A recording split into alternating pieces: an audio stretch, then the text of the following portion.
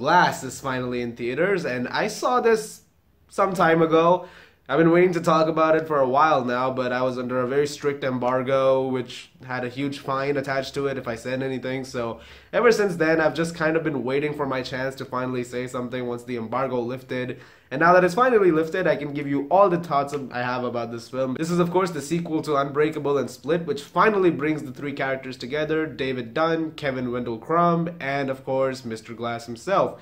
And all three of them are in this psychiatric hospital. They're being kept in separate cells, and when they arrive there, they're talked to by a woman named Ellie Staple, who is trying to figure out people who think of themselves as superheroes might actually have some very unstable mental conditions. And it turns into a very psychological film that has these three characters starting to question whether or not they actually have any powers, or whether everything that they've done so far is a big lie. I'm a huge fan of Unbreakable and Split. I love both those movies, so naturally I was super excited for this film, and M. Night Shyamalan has had a resurgence in his career. Resurgence in his career recently, and so I was excited to see what he would be able to do with this. He has talked about this being a film that he's wanted to pull off for a long time now, a big passion project for him. This is what he's been wanting to do ever since he started filmmaking in the first place, ever since Unbreakable at least. So this is a film 17 years in the making, and I'm very happy to say that the wait was worth it. I love this film. However, I should mention a couple of things, and I'm going to get these as... well, I'm going to put them forward as disclaimers. The trailers are a bit misleading. It's more action heavy, what you may have seen in the promos. That is not what this film is. It's a more psychological thriller movie than it is anything else. There is action, but that's only in moderation compared to the entire movie at hand. It's a more grounded movie with characters, and it's about their interactions, and it's about how we're getting to know more about them and their emotions, and we're looking at them from very different angles. We get a lot of new explorations for David Dunn, and especially for Kevin Wendell Crumb, because as you know from Split, we've seen pretty much all his personalities come out at this point. We see a few new ones in this movie, I'll give you that, and that's always, like, that's one of the coolest things. And I gotta give credit to James McAvoy, who, in my opinion, kind of tops his Split performance in this movie. His performance here is very affecting. You get some excellent moments here with one of his personalities, Hedwig, who was a fan favorite in the first movie, Split. And over here you get a lot more with him. You get some great moments with other characters' interactions, a lot of great explorations for David Dunn in this film, and how he's taking things, how things have changed for him, and how he's trying to get by in life, solving whatever crimes he can. And I don't even know if I should talk about Mr. Glass in this movie, because I think that is something you just have to see for yourself. It's not what you think it is. And all of this is brought together with Sarah Paulsen's character, Dr. Staple, who is very good in this movie. She has excellent dialogue. The interactions, like I said, are the primary basis of this film. And there is a scene in this movie which has been only teased in the trailer so far. It's like 20 minutes long. And that scene, it might be the best thing Shyamalan arguably has directed since, well, Unbreakable. It's amazing direction and beautifully written dialogue. The writing here is extraordinary. And again, you can tell the love and care that has gone into this script.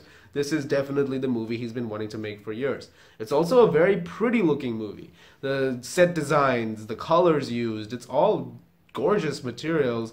And the costumes are also really great, especially for like Mr. Glass's suit and all that.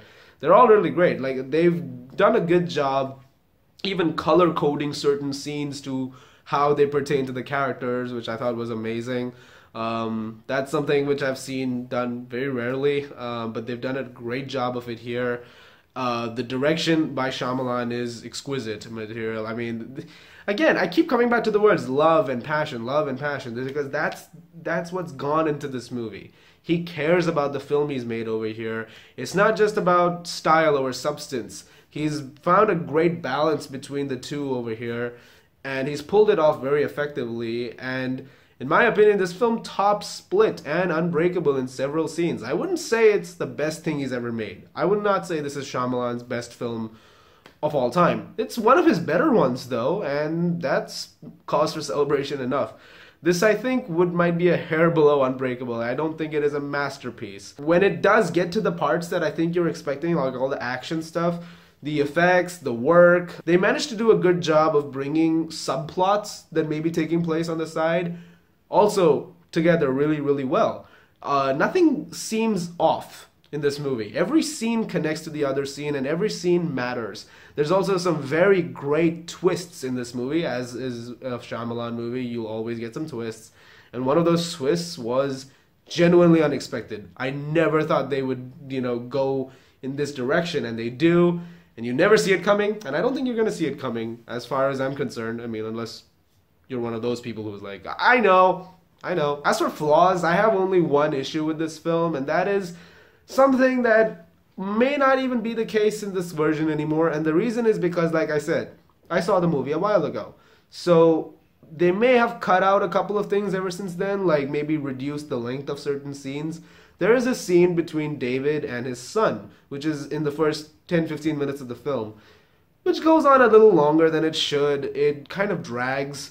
I don't know if they've cut down that scene ever since then. Maybe they have, maybe they haven't. But if they haven't, let me know in the comments. That scene for me, originally while watching it, felt a little drawn out. It didn't need to be. That's just my take on that. Really, that's my only issue with the film, is that a couple of scenes, well, actually kind of felt like that. They just dragged the hair longer than they should have, especially since you know where it was going to in terms of the next scene. But that's it. Also, no spoilers, but this film is going to spark a lot of conversation. The way it ends is very interesting in that things could be done in either way. Shyamalan has said that he doesn't plan on making any sequels to this. In my humble opinion, I think that's a good decision. After you watch the film, you'll understand why. But if someone is to continue the series from here on, that could also be interesting. I don't really know, but the way it ends is going to be definitely, I think, a polarizing moment for a lot of people, because it's not what you think. It's a very strange ending, but I guess we'll have to see. I'm excited to hear the responses people have to this film. Well, more curious than excited, but that's all I'm going to say about that. And, well, the rest is for you. I'm going to give Glass a 9.5 out of 10. Guys, thank you very much for watching. Look forward to more reviews very soon. As always, if you like this, please do subscribe, and I'll see you guys at the movies.